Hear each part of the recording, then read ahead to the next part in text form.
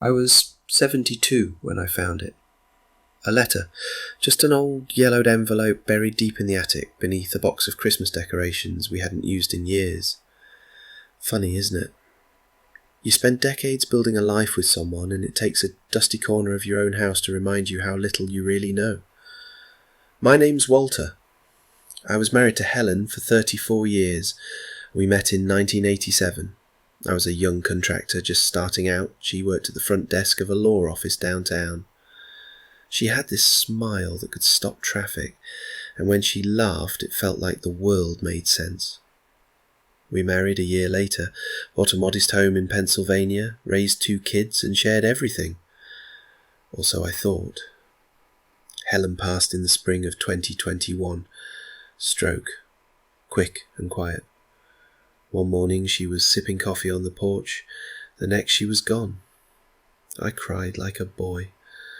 Not just for losing her, but because I had this deep, gnawing feeling that something wasn't right. Something unfinished. I ignored it, of course. Grief makes you see ghosts. Then, last week, I decided to finally clean the attic. I thought it might help clear my head. Instead, I found that envelope. No name on it, just a date. October 9, 1994. I hesitated. That date rang a bell, but I couldn't place it. I opened it. Inside was a handwritten letter, not addressed to me, not in my handwriting, but I recognized Helen's neat cursive instantly. The letter began simply, "Dear Michael, I still think of you every day. I don't regret our time together. What I regret is lying to him." My hands trembled as I read.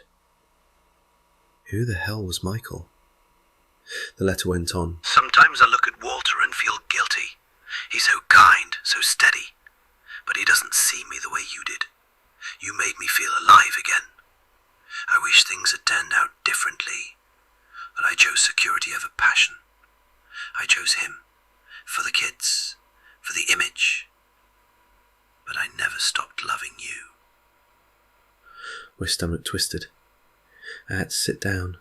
My wife, my Helen, had loved another man during our marriage, and she kept it buried all those years. I reread the letter 3 times, hoping I'd misunderstood. But there it was, plain as day, a confession. A hidden part of her life that I never saw, a whole part of our life that I never knew existed. I went back to the box and found another envelope. This one dated December 1995. Inside was another letter, shorter. Michael, I saw you today, at the grocery store. You didn't notice me, but I saw you with your son. He looks like you. I couldn't breathe. For a second I wondered, could he have been ours? But no, that part of my life is gone now. I made my choice. I just hope it was the right one. That was the moment my heart truly broke. Not just because of the betrayal, but because it wasn't just a fling. It wasn't some drunken mistake. She loved him. And she chose me instead. Not because she loved me more, but because I was the safer option. That night, I sat alone in the kitchen with both letters spread out in front of me. The house felt colder somehow, quieter. I tried to remember 1994, that date.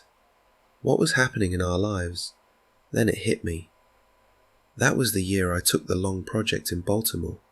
I was away for almost 3 months on that job. Helen stayed home with the kids. It was a tough time, but I thought we made it work. I thought the distance made us stronger. Apparently, it gave her space to fall in love with someone else. I wanted answers.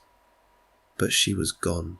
All I had were these damn letters and 1,000 unanswered questions. I started digging through old photo albums, old receipts, anything that might hint at this Michael. I even looked through our Christmas cards to see if any names popped up. Nothing. I called my daughter the next day, asked if she remembered any Michael in Mum's life. She said no, sounded confused. I didn't tell her about the letters. not yet. For days I couldn't eat, couldn't sleep. I felt like my entire marriage had been a half-truth, a carefully painted illusion. And the worst part? I still loved her. Even knowing what I now knew, I still missed her every morning. 1 week after finding the letters, I made a decision. I had to know who he was, even if it hurt. I found an old friend of Helen's, Carol. They were close in the early 90s but drifted apart later. I asked her, carefully, if Helen ever talked about someone named Michael. She paused, then sighed. Oh, Walter, I always hoped this wouldn't come back around. That's when she told me everything. Michael was someone Helen had met through a book club in 1993. He was charming, newly divorced, and worked at a nearby university. According to Carol, they got close.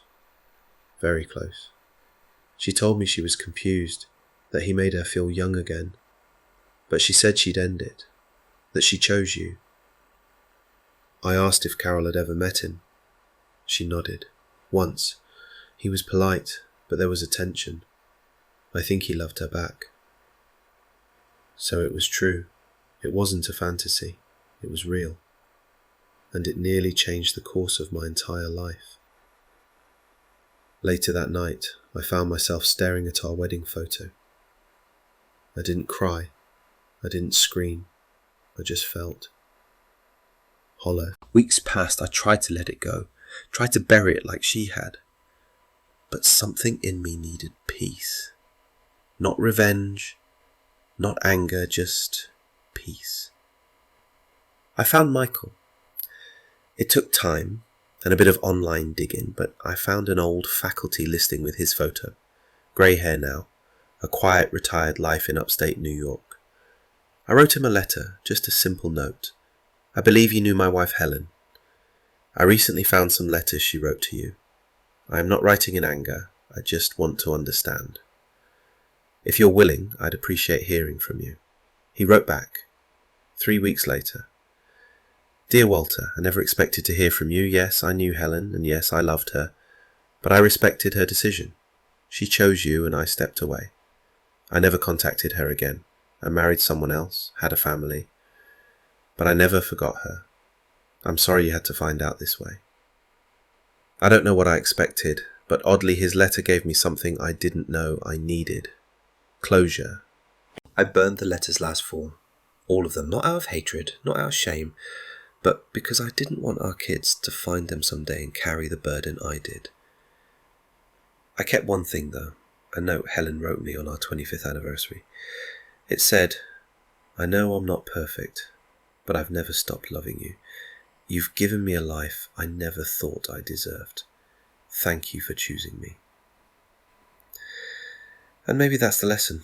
Life is messy, love is complicated, people make mistakes, sometimes terrible ones. But she chose me, and I chose to forgive her, even if she never asked me to. Now, every morning I sit on that porch where she used to drink her coffee. I think about the life we had, not the lie, the life, and despite everything, it was still beautiful.